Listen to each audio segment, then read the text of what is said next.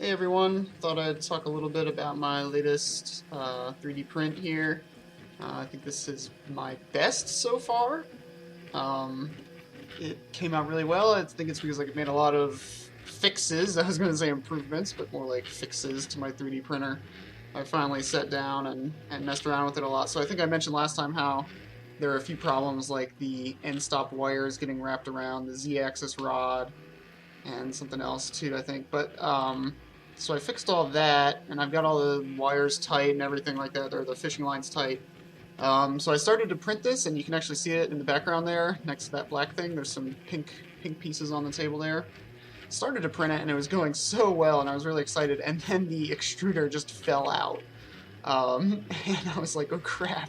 It was just getting jammed into the previous layers because it was hanging loose.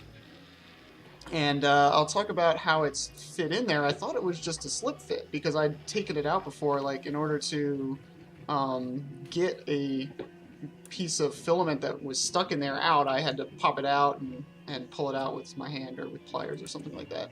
So there's what I'm building. You can see what layer it's on now and the completed thing. So I thought that's how it was supposed to be in there, and I was like, well, it's kind of loose. And I noticed these two screws that were all the way screwed in on the other side. I think you saw them earlier, but I didn't have time to talk about them then. And I was like, what are these two screws doing here? So I pulled the extruder out and I look in there, and sure enough, they're just doing nothing. They're just all the way in doing nothing. And the extruder has this little sort of, thinner outer diameter up above where it goes inside the printer. And I was like, oh, So I unscrewed those, jammed the extruder up there as far as I could this time, and here we are at the next stage. I put the nut in there. So what I did is I just paused it and dropped the nut in with those tweezers, and you can see it's kind of rattling it around. You can kind of hear it there too. I didn't really, I kind of expected that, but I didn't really know what to do about it. So that kind of screwed up the print just a little bit, but not too bad. So I was able to, I designed a little hex cutout for the nut in there and just dropped it in.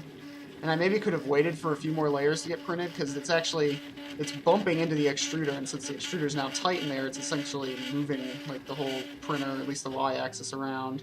So it messed up a few layers, I think, but maybe mostly internally. I think there are some voids in that wider OD that's in the middle of the part. There's some voids there, I think, because I paused it and it wasn't able to form quite as well. Anyway, what was I saying before? So I jammed the extruder up in there and screwed the screws in, and they didn't go in all the way. They started to get tough, and there they are right there, those two black screws. They didn't go in all the way, and they started to get really hard, and I was like, I can't see in there, so I was like, well, are they holding the extruder in, or are they destroying the extruder? Are they just jamming into it and destroying it? So I didn't screw them in all the way, but, it felt tight, it felt fine, so yeah, so that's what I did, and I'll talk about a little bit about this middle part. I had to design like sort of a fillet. It's not exactly a fillet because it's not a perfect radius, but I splined my way up there because you can't just print over nothing. You can't just go straight from that smaller OD to the bigger OD because it'll just fall. Like the whole point of the printer is that it prints on top of the previous layers. So you got to build up to it, and I had no idea what it would be capable of, like what kind of curve, how steep it would be capable of. Oh crap, look at that, that's trouble brewing. I had so much trouble with the spooler.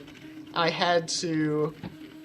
was just trying to spool it up, and I kept screwing it up over and over, so I had to cut the filament so many times, and I just taped it together with some Kapton tape. So that Kapton tape ain't gonna go through the extruder. In fact, I almost would be worried it would destroy it. So I undid it while it was printing. I undid the Kapton tape, got it all off of there, let the one filament run out, and then just tried to put the next one in right behind it, and that did not work. I was hoping the next filament would just be able to push the end of it and get it through, but what ended up happening is they went side by side. The lower one doesn't get extruded anymore because it's not getting pushed by the extruder motor, so it just jams up, and that's a problem I had previously. So in order to fix it, I very hastily paused the print, took some, I think I used the tweezers or the pliers, I forget, and pulled the old piece out.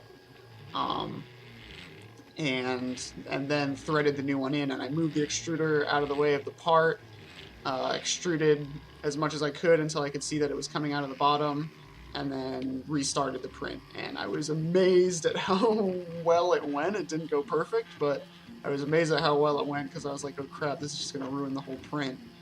Um, but it worked out, and you can't see it from this angle, but from the previous angle, here it is, final print.